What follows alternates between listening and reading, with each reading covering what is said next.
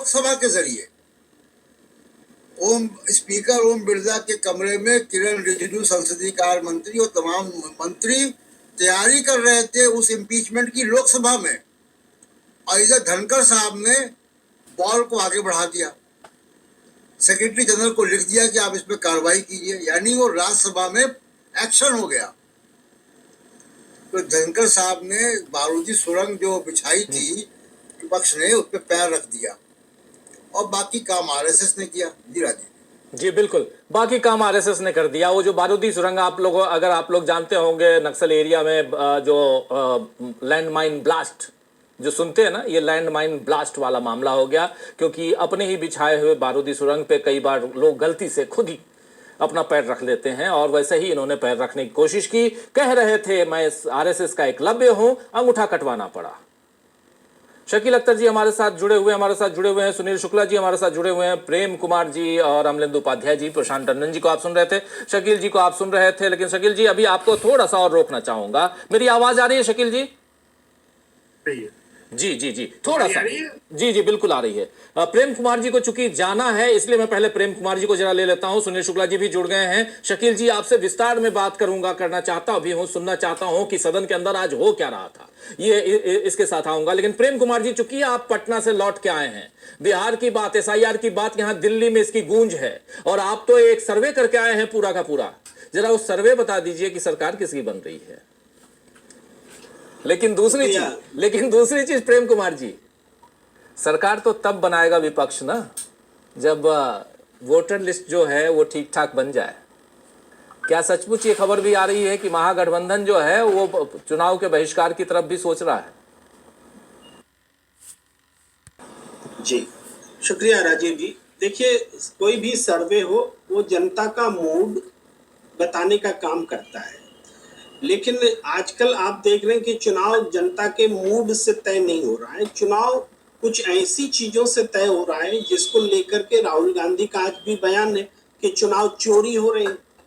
तो आपने खास करके, मैं थोड़ा आपके प्रश्न से थोड़ा इधर आता हूं, राहुल गांधी के बयान पर आता हूं कि राहुल गांधी ने जो कहा है चुनाव चोरी की बात, उसको थोड़ा माइन्यूटली समझने की जरूरत है।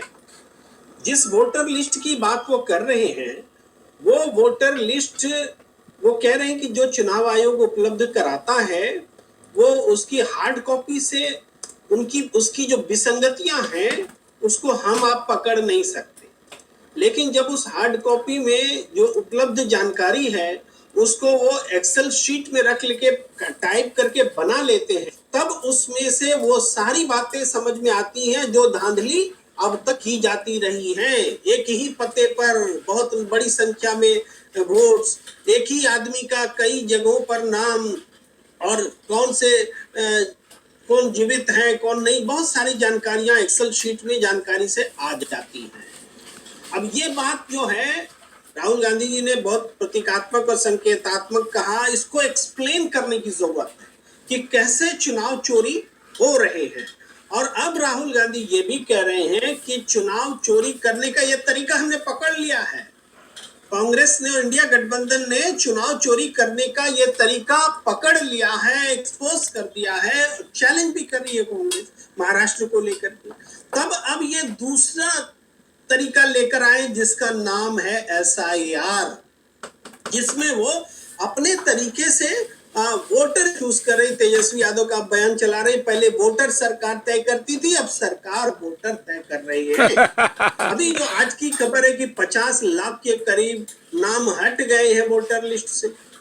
अब इसका मायने, इसका मतलब थोड़ा Selection Commission, not Election Commission. Selection Commission is only drama, by-election and the 2014 after total EVM scam. तो ये अगर 70 Final लाख judgment पहुंचता है तो 243 से डिवाइड कीजिए, लगभग 26-27 हजार का पर विधानसभा ये वोट पहुंचेगा। मैंने 50 लाख का रफली बनाया तो वो 24,500 पहुंच रहा था। ठीक है, ये थोड़ा एक्सीड करेगा, आप निकाल सकते हैं, हमारे दर्शक बुद्धिमान है वो निकाल सकते हैं। हम ये भी देख रहे हैं कि पिछले विधानसभा चुनाव में जो 1000 से कम वोटों पर सीटों का फैसला जीत हार हुई थी, उनकी संख्या 11 थी। वो वो सीटें जो 5,000 से कम वोटों पर जीत हार तय हुई थी बिहार में 2020 में, उनकी संख्या 40 थी। और वो सीटें जिनकी संख्या 10,000 से कम के अंतर पर जो तय हुई थी, उसकी संख्या 74 है। अब इस समझ 10,000 से कम की जीत हार वाली समझना हो 74 यही है। तो यहाँ तो आपको 26-27 हजार वोट इधर के उधर हो रहे, नाम हट रहा है। तो इसका मतलब है कि चुनाव चोरी का एक और तरीका एस्टैब्लिश किया जा रहा है। EVM scam. ये एक बात हुई जो कि तथ्यात्मक रूप से बहुत मजबूत है और इसको समझने समझाने की जरूरत है। ईडी इलेक्शन और इस कमीशन आलोक में फेल। अगर अपोजिशन ये फैसला लेता है कि हम बिहार विधानसभा चुनाव का नहीं लड़ेंगे चुनाव, तो ये चुनाव हो सकता है कि ये चुनाव फिर बीजेपी एक तरफा जीत जाए। ठीक है, जीत तो वो ऐसे भी जाएगी। तो गलती से जीतता ऐसे है। में पूरे देश में वोटरों को डेमोक्रेसी जागरूक करने सिस्टम के नॉट लिए सिस्टम। कि ऐसे वोट देने का फायदा क्या है, जिसमें चुनाव की जीत किसी ने तय कर रखी हो, वोटर अपना अपमान हो रहा है वोटरों का। पहले तो वोटर एग्जिट में पोल का गोदी स्वाभिमान मीडिया जगाने के लिए अपोजिशन को बिहार से शुरुआत करके पूरे इलेक्शन देश ड्रामा, में इसको एक आंदोलन की तरह ईडी, किया जा सकता है। सब ये ऑल एक आर बात फेल। है। हालांकि इसमें मतभिन्नता हो सकती है, हम स्वयं इस बात के पक्ष में नहीं रहते थे कि बहिष्कार किया जाए, लेकिन ये सिर्फ बहिष्कार एक पार्टी का नहीं, इंडिया गठबंधन का अगर होगा तो इसके मायने बहुत बड़े होंगे। सैयद शुजा ये वो एक पहले और से कह रहा था, महत्वपूर्ण वो सच्चाई आगे थी। हम ये देख रहे हैं जो आपने कहा कि बिहार से हम क्या समझ कर आए। हमने चूंकि दलित के बीच में दलितों के द्वारा एक सर्वेक्षण किया, उस सर्वेक्षण में जो SIR से जुड़ा सवाल था, उस सवाल के उत्तर में 71% से ज्यादा लोगों ने कहा कि हमें डर है कि हमारा वोट का अधिकार छीन जा सकता है, हमारा वोट छीन जा सकता है। और दलित का वोट छीनने का मतलब समझते हैं, हमारे संविधान में इस बात की गारंटी है कि दलित के वोट को, जो कि छुआछूत का शिकार वर्ग होता है, इसके वोट को सुनिश्चित करना संवैधानिक जिम्मेदारी है प्रशासन की। तो इस को सुनिश्चित करने के बजाय उसमें डर पैदा करना, वो भी एक संवैधानिक संस्थान चुनाव आयोग के द्वारा, ये पूरी तरह से संविधान का उल्लंघन है। राजीव कुमार ने तो बहुत गलती की है। ये एक महत्वपूर्ण बात। तो जो बात दलित समुदाय समझ रहा है, वो बात दूसरे लोग नहीं समझ रहे होंगे, ऐसा नहीं। ऐसा तो है नहीं कि दलित समुदाय का वोट छीन जाएगा और बाकी का बचा रह जाएगा। हम आपको एक और बात बताना चाहते हैं, जो दलित नहीं है, With Lucid Chart, you can दूसरे वर्ग से, उनके बीच क्या जो प्रतिक्रिया है वो समझिए। जिस तरह से SIR हुआ है, जो लोग बिहार से बाहर रह रहे हैं, उन परिवार के लोग, उन लोगों में डर है कि ये वोटर लिस्ट में नाम रखो, नहीं तो कल बिहारी नहीं रह जाओगे, हमको बिहार से बाहर समझ लिया जाएगा। तो वो अपने रिश्तेदारों का जबरदस्ती किसी तरीके से नाम घुसा रहे हैं कि मेरा वोटर लिस्ट में नाम आ जाए। ये सवर्ण में तो हो ही रहा है, खुलेआम हो रहा है, और दूसरे में भी हो। ये एक तरह का हो सकता है कि कुछ वोटों का गणित NDA अपने पक्ष में कर ले, बीजेपी अपने पक्ष में कर ले, कुछ वोटों को हटा करके, लेकिन इसकी जो प्रतिक्रिया समाज में हो रही है वो मल्टीपल टाइम्स ज्यादा है जितने वोट काटे जा रहे हैं। ये उल्टा पड़ सकता है, इसके बावजूद कि वो वोटों का गणित अपने फेवर में करें, कि नया वोट तैयार होगा जो इससे गुस्से में है कि हमारी बिहार की पहचान मिटाने में लगे हो, हमारा वोट काटने में लगे हो, हम बिहारी हमें नहीं रहने देंगे आप। ये भावना बहुत तेजी से बिहार में पनप रही, देखने को मिल रहा है, महसूस कर रहे हैं लगातार। मतलब वहाँ भी लैंडमाइन, इम्पोर्टेंट स्टेटमेंट, आयोग सत्ता पक्ष के लिए लैंडमाइन तैयार कर रहा है कि आप उस पर चढ़ोगे तो विस्फोट में मारे जाओगे, ये यही कह सकते हैं।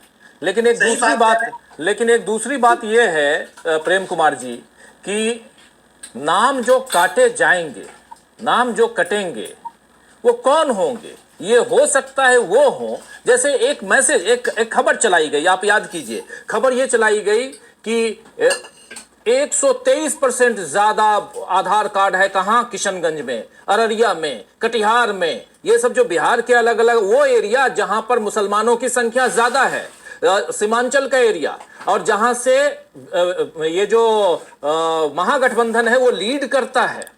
और अगर महागठबंधन के वोटर्स के वोटर कार्ड ना बने, यानी लिस्ट से उनके नाम हटा दिए जाएं, तो महागठबंधन तो गया।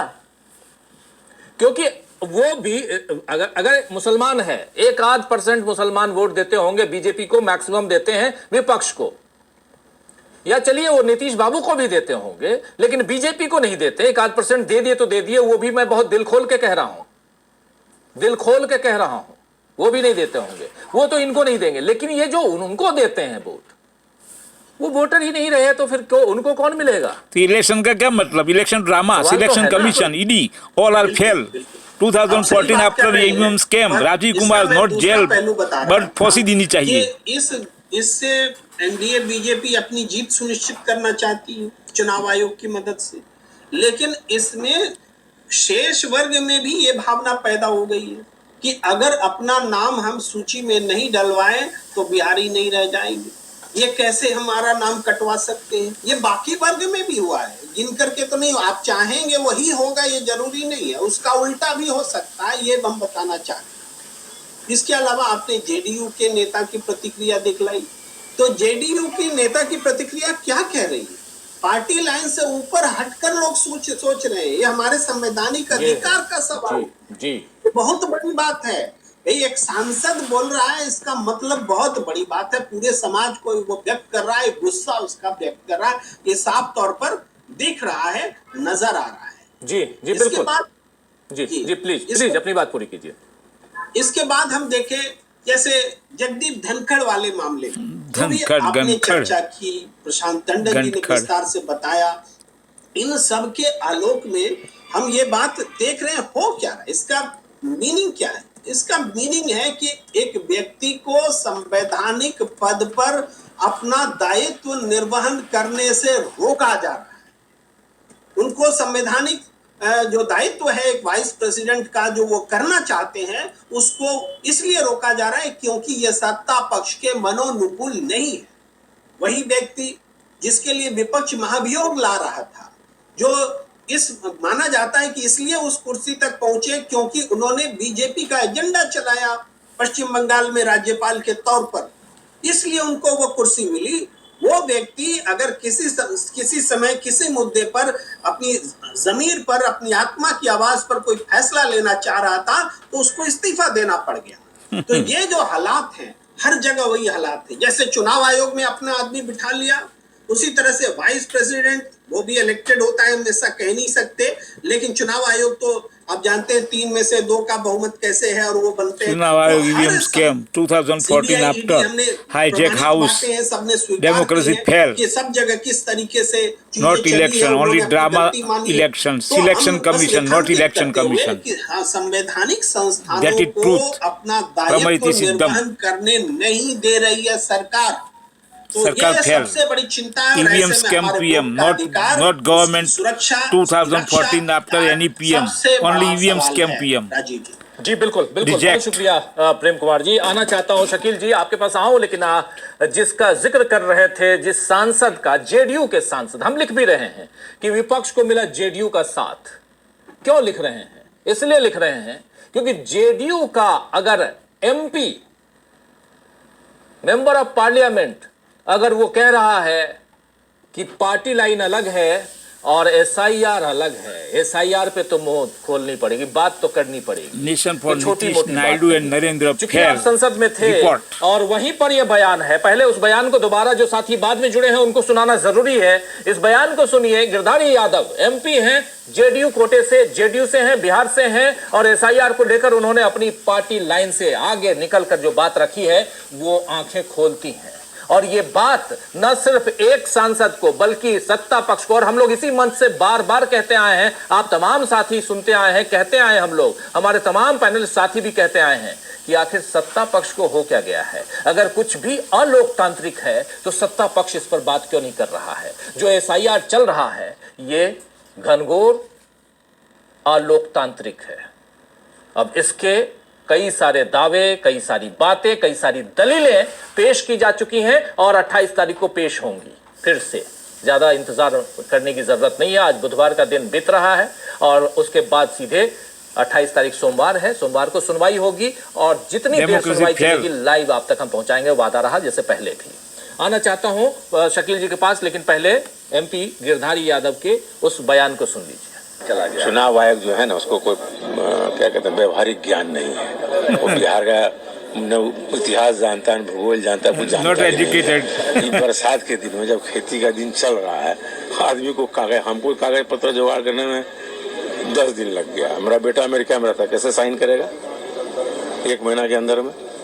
तो कोई व्यवहारिक है कि जबरदस्ती हम लोग पर थोप दिया। अरे कराना था तो 6 महीने का समय देता, पहले से करा लेता। ये तो एकदम कैसे होता है ना, कोई तुगलकी फरमान है चुनाव। लेकिन आपकी पार्टी से क्या मतलब? हम अपना व्यक्तिगत विचार दे रहे हैं। हमारा बेटा अमेरिका में कैसे साइन करेगा आप ही बता दीजिए। अपना भी हम एक्सपीरियंस बता रहे हैं। पार्टी से सब हम पार्टी के साथ हम तब है जब वोट डालने जाएंगे।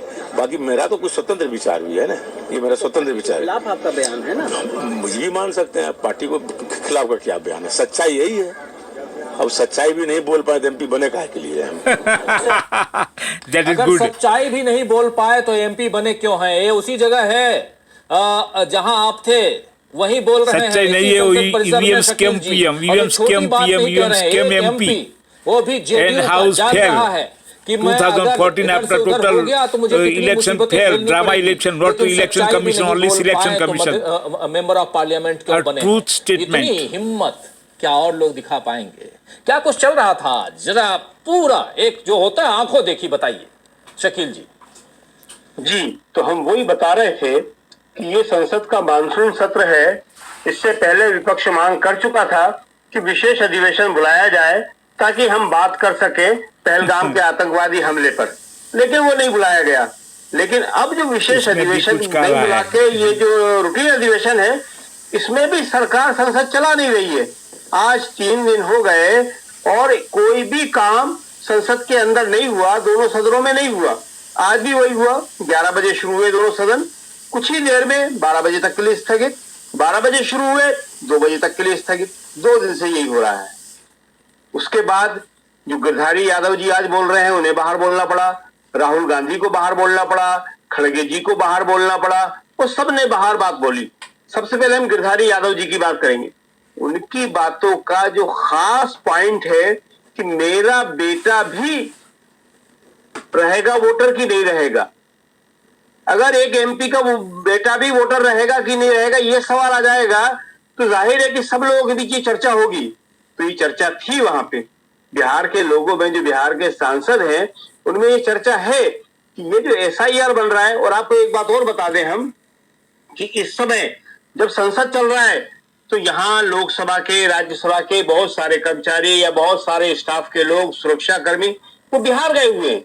संसद के समय कोई जाता नहीं है, छुट्टी मिलती नहीं है, लेकिन उनके पास एक जो कारण है सबसे बड़ा कि साहब अगर हम नहीं जाएंगे तो हमारा वोट कट जाएगा।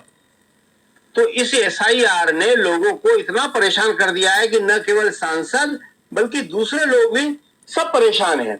तो गिरधारी यादव जी का जो आज सवाल था वो बहुत ही जायज है, बड़ा जेन्युइन सवाल है कि मेरा बेटा भी वोटर रहेगा या नहीं रहेगा। दूसरी बात, राहुल गांधी ने आज बहुत साफ शब्दों में कहा, उन्होंने कहा कि प्रधानमंत्री जी भाग गए, प्रधानमंत्री जी या है ही नहीं, अपने आप को देशभक्त कहते हैं। उनका शब्द था कि अपने आप को देशभक्त कहते हैं। और उन्होंने आज पत्रकारों से ही सीधा पूछा कि ये ट्रंप ने कितनी बार बोला है सीजफायर का? पत्रकारों ने कहा साहब की 25 बार। आजकल एक नया ट्रेंड शुरू हो गया है। आज गिरधारी यादव जी ने भी पूछा कि आप ही बताइए, पत्रकारों से ही पूछा उन्होंने कि मेरे बेटे का वोटर कार्ड कैसे बचेगा, मेरा वोटर कैसे बचेगा? पत्रकारों के पास कोई जवाब नहीं है इस बात का भी। तो आज राहुल गांधी ने 2 बाइट में, एक में उन्होंने वोट चोरी की बहुत बड़ी बात करी और दूसरे में उन्होंने बात करी कि प्रधानमंत्री मोदी जी जो खुद को देशभक्त कहते हैं वो विदेश भाग गए। उनका सीधा सीधा कहा था उन्होंने कि ट्रंप को अधिकार क्या है, ट्रंप किस हैसियत से कह रहा है कि सीजफायर मैंने कराया, और मोदी जी चुप क्यों हैं? दूसरे वोट चोरी की बात बहुत बड़ी है। उन्होंने कहा कि ब्लैक एंड व्हाइट में मेरे पास सारे के सारे तथ्य आ गए हैं और मैं इसको बताऊंगा, आप लोगों को ही बताऊंगा और चुनाव आयोग को ही बताऊंगा। अब at Northwestern. इसमें शकील जी जरा ये बहुत इंपॉर्टेंट है जो राहुल गांधी की आप बात कर रहे हैं कि ब्लैक एंड व्हाइट में मेरे पास सारे तथ्य हैं। वो चुनावों की बात कर रहे हैं, कर्नाटक चुनाव की बात कर रहे हैं, महाराष्ट्र चुनाव की बात कर रहे हैं। अभी तक कर्नाटक चुनाव की बात नहीं करते थे, लेकिन कर्नाटक की बात भी कर रहे हैं, जहां कांग्रेस जीती है वहां की बात भी कर रहे हैं। इसका मतलब, और कह रहे हैं 6 महीने लगे, ये पूरा जो डाटा दिया है उसको हमने अपने हिसाब से एक्सेल शीट पे लिया है। तो ये राहुल गांधी ने ये काम करवा लिया है। अब ब्लैक एंड व्हाइट में अगर दे देते हैं तो क्या बवाल मचना यहाँ पर हम लोग उसका इंतजार करेंगे कि चुनाव आयोग पूरी तरह से एक्सपोज होगा, या कांग्रेस पार्टी इस डाटा को जो सुप्रीम कोर्ट में देने वाली है? कुछ ऐसी जानकारी है कि कहां देने वाले हैं? जी बिल्कुल, सबसे पहली बात तो ये है कि ये जो डाटा है जो राहुल बता रहे हैं ये कर्नाटक लोकसभा चुनाव का है।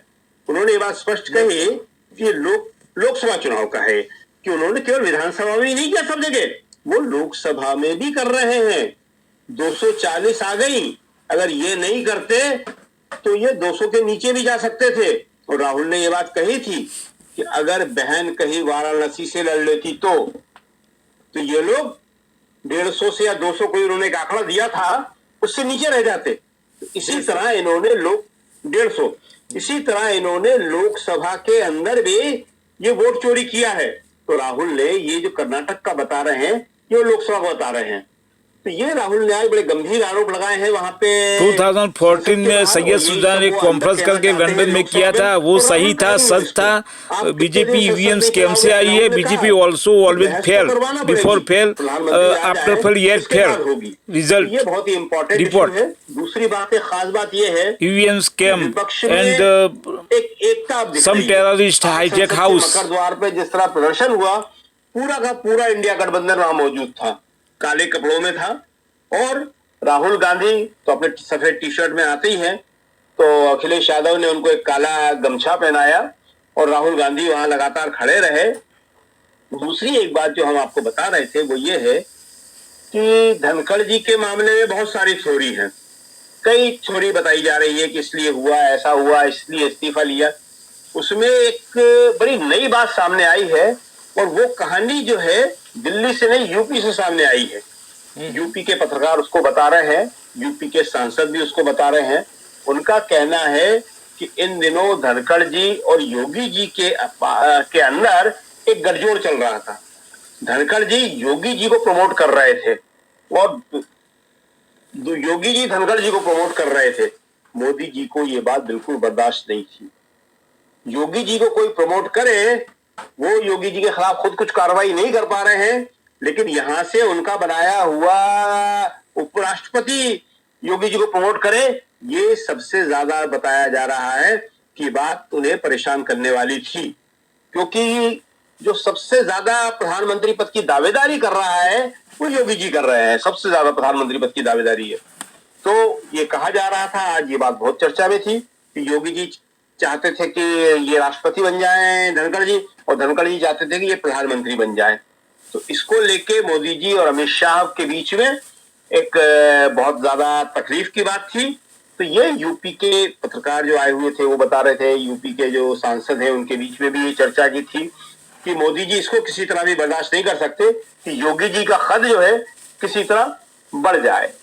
तो ये एक थ्योरी जो है आज खास थ्योरी थी। दूसरी बात कि बहुत जल्दी जो आप बता रहे थे कि उन्हें बंगला खाली करने का मिल गया है, तो वो कागज में जब आएगा तो आ जाएगा, लेकिन सामान वामान पैक होना शुरू हो गया है और बहुत जल्दी वो खाली कर देंगे।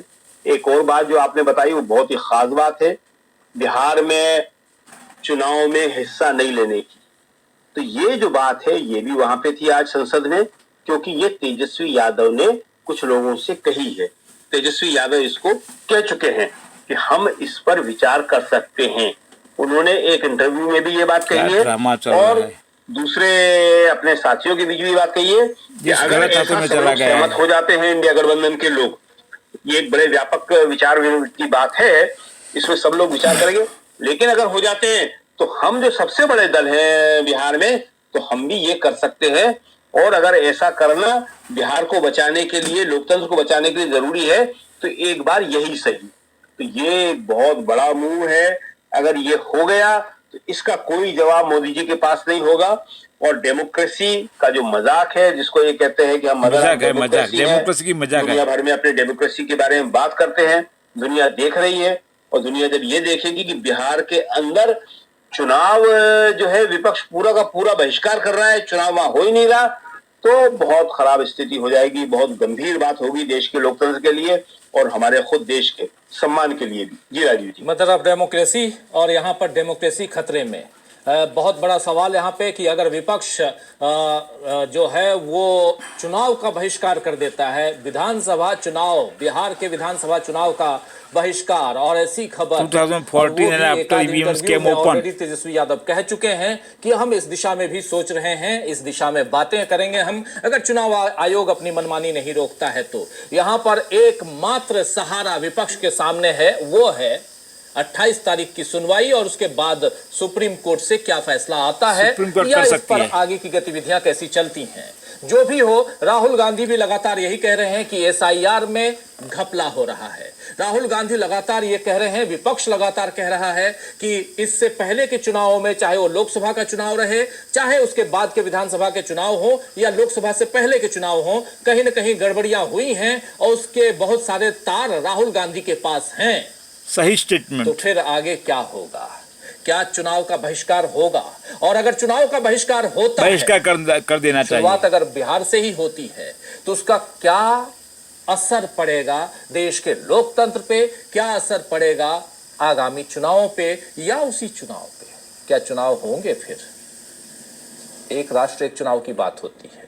जरा आना चाहता हूं सुनील शुक्ला जी आपके पास, आपसे समझू, यहीं से शुरुआत करते हैं। धनखड़ साहब भी हैं, उनके अलग अलग एस्पेक्ट्स, उनके अलग अलग उनकी बातें आ रही हैं। जैसे एक बात अभी शकील अख्तर जी बता रहे थे, एक बात प्रशांत टंडन जी बता रहे थे। प्रशांत टंडन जी जो बात कह रहे हैं, उस बात को लेकर भी काफी चर्चा है। शुरुआत से पहले दिन से प्रशांत जी ये बात कह ही रहे हैं, लेकिन एसआईआर को लेकर यहां कितनी खिचड़ी पक सकती है, जरा आपसे समझना चाहता हूं। और अगर चुनाव का बहिष्कार हो गया तो फिर नरेंद्र मोदी के लिए कितनी मुसीबत बन सकता है ये पूरा का पूरा फैसला? धन्यवाद राजीव जी। एसआईआर को लेकर के बिहार में राजनीतिक दल क्या करेंगे, महागठबंधन क्या करेंगे, यह इस बात पर निर्भर करता है कि सर्वोच्च न्यायालय का आदेश क्या आएगा। राइट। अगर सर्वोच्च न्यायालय निर्वाचन आयोग को ये कहता है कि उनको आधार कार्ड और इपिक और राशन कार्ड को आधार बनाना पड़ेगा मतदाताओं का नाम मतदाता सूची में बनाए रखने के लिए, तो फिर निर्वाचन आयोग अपनी मनमानी नहीं कर पाएगा। जो कोशिश प्रयास कर रहा है कि लोगों के नाम काट दिए जाएं और एक नैरेटिव बने कि बाहर से घुसपैठियों का प्रवेश बहुत हो गया है, ये चल नहीं पाएगा। अभी भी घुसपैठियों के मुद्दे को लेकर के भारतीय जनता पार्टी कोई माहौल नहीं बना पाई वहाँ, क्योंकि जितने भी आंकड़े अब तक आए भी हैं उसमें एक भी संख्या नहीं बताई गई है कि इसमें घुसपैठिया कौन है। ये कौन से ऐसे लोग हैं जो विदेशी नागरिक हैं या विदेशों से आकर के बस गए वहाँ पर, और विदेशों से खासतौर से बांग्लादेश से, तो वो तो नैरेटिव का नहीं चल पा रहा है। लेकिन निश्चित रूप से जो इन्होंने एफिडेविट दिया है जिसमें ये कह रहे हैं कि वो आधार कार्ड और इपिक को शामिल करने के लिए तैयार नहीं है या राशन कार्ड को शामिल करने के लिए तैयार नहीं है निर्वाचन आयोग, तो ये बड़ी बात होगी, क्योंकि इसके अभाव में लोगों का मतदाता सूची में बना रहना बहुत कठिन हो जाएगा। क्योंकि 11 जो अभिलेख अन्य आयोग मांग रहा है वह किसी के पास नहीं है। 2.5% लोगों के पास केवल पासपोर्ट है। कुल 14% लोग ऐसे हैं जो हाई स्कूल पास है। पिता का जन्म स्थान का प्रमाण पत्र, खुद के जन्म स्थान का प्रमाण पत्र शायद किसी के पास है, खासतौर से 1987 के पहले जो पैदा हुए हैं उनकी बात। तो वो बात बेमानी है और उसको स्वीकार करना इन राजनीतिक दलों के लिए बड़ा मुश्किल होगा। और जो भारतीय जनता पार्टी समर्थित राजनीतिक दल है उनमें भी अपने गिरधारी मालवी जी यादव जी का आपने बयान सुनवाई दिया। ये स्थिति सबके सामने, लोगों के पास अभिलेख है नहीं। वो अभिलेख निर्वाचन आयोग कितना ही मांगे वो दे नहीं पाएगा, उसके पास कोई नहीं दे सकता उसको।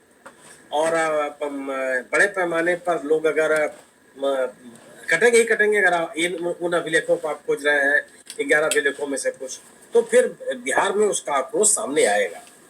लोगों के मन में इस बात को अभी से बेचैनी है कि वह मतदाता सूची में रह पाएंगे कि नहीं रह पाएंगे, उनका नाम मताधिकार उनके पास बचा रहेगा कि नहीं रहेगा। यह समाज के सही वर्गों में है, लेकिन जो समाज का वंचित वर्ग है उसमें उसकी चिंता ज्यादा है। आज समाचार पत्रों में ही मैं पढ़ रहा था कि कोई महिला का बयान है कि वह अपनी एक दिन की मजदूरी को, उसके पास कोई मजदूरी थी ही नहीं, तो जो उसके पास मिला हुआ अनाज था वो बेच करके वो फोटोस्टेट कराई अपने राशन कार्ड का और मनरेगा कार्ड का, और उसको मानने के लिए तैयार नहीं है। तो ये तो अव्यवहारिक बात है। और जो बात गिरधारी यादव कर रहे हैं बिल्कुल सही है कि निर्वाचन आयोग को और निर्वाचन आयोग से जुड़े हुए लोगों को बिहार की वस्तुस्थिति पता नहीं। मैं ये कह रहा हूँ कि बिहार की वस्तुस्थिति नहीं, देश की वस्तुस्थिति नहीं पता। देश के किसी कोने में शायद कोई ऐसा नागरिक मिल जाए जिसको अपने पिता का जन्म स्थान का प्रमाण पत्र, रिहायशी प्रमाण पत्र भी किसी को नहीं मिलता। रिहायशी प्रमाण पत्र, डोमिसाइल सर्टिफिकेट भी एक निश्चित समय अवधि के लिए मिलता है, 6 महीने के लिए उसकी वैधता होती है, और वो अभी विशेष उद्देश्य के लिए दिया जाता है कि ले करके आप रखे रहे और बढ़ा करके रखे रहे, हर जगह उसको देते रहे, वैध अभिलेख बनता नहीं है। तो अगर भारत सरकार या राज्य की सरकार अपने किसी भी नागरिक को नागरिकता संबंधी कोई अभिलेख प्रदान ही नहीं करती, और आप नागरिकता संबंधी पहचान बनाने के लिए निकले हुए हैं जो निर्वाचन आयोग का मैंडेट नहीं है, तो ये तो गैर कानूनी है, यह अव्यवहारिक है, संविधान सम्मत नहीं है और जनता के अनुकूल नहीं है। यह मतदाता सूची को अद्यतन बनाने की कोशिश नहीं है, अधिकाधिक लोगों को मतदाता सूची में शामिल करने का प्रयास नहीं है, बल्कि मतदाता सूची से कैसे किसका नाम निकाल दिया जाए यह वो आधार तलाशने की कोशिश है। जनतांत्रिक तरीका नहीं हो सकता। अब धनखड़ साहब की जहां तक बात है, उनके इस्तीफे की बात जहां तक का सवाल है, अब ये बिहार के एक बात जो आपने कही कि अगर महागठबंधन चुनाव में शामिल नहीं होता, ये बहुत बड़ी टिप्पणी हो जाएगी केंद्र सरकार के ऊपर और भारतीय जनता पार्टी सरकार के ऊपर और प्रधानमंत्री मोदी के ऊपर। अगर यह और देश की बहुत बड़ी घटना होगी कि बिहार जैसे राज्य में महागठबंधन, जिसमें इस देश की सबसे पुरानी पार्टी शामिल है, अगर वो मतदान में शामिल नहीं होते, तो यह अगर चुनाव में शामिल नहीं होते तो यह सामान्य घटना नहीं होती और पूरी दुनिया में देश की प्रतिष्ठा प्रभावित होगी। और जो सरकार या सरकार के प्रतिनिधि, सरकार के मंत्री कहते रहते हैं कि हम लोकतंत्र हमारे डीएनए में है, यह बात फिर वो कहना उनके लिए मुश्किल है। तो ये बहिष्कार की नौबत ना आने पावे, यह सरकार जरूर कोशिश करेगी, और वह तभी संभव है जब जो जिन मुद्दों को विपक्ष उठा रहा है उन मुद्दों का कोई स्थायी, प्रभावी और तार्किक समाधान बताया जाए। केवल कह देने मात्र से नहीं होगा, लेकिन बहुत कुछ 28 तारीख के सर्वोच्च न्यायालय के सुनवाई में बहुत कुछ निर्भर करता है। अब धनखड़ साहब की बात जहाँ तक, देखिए मैं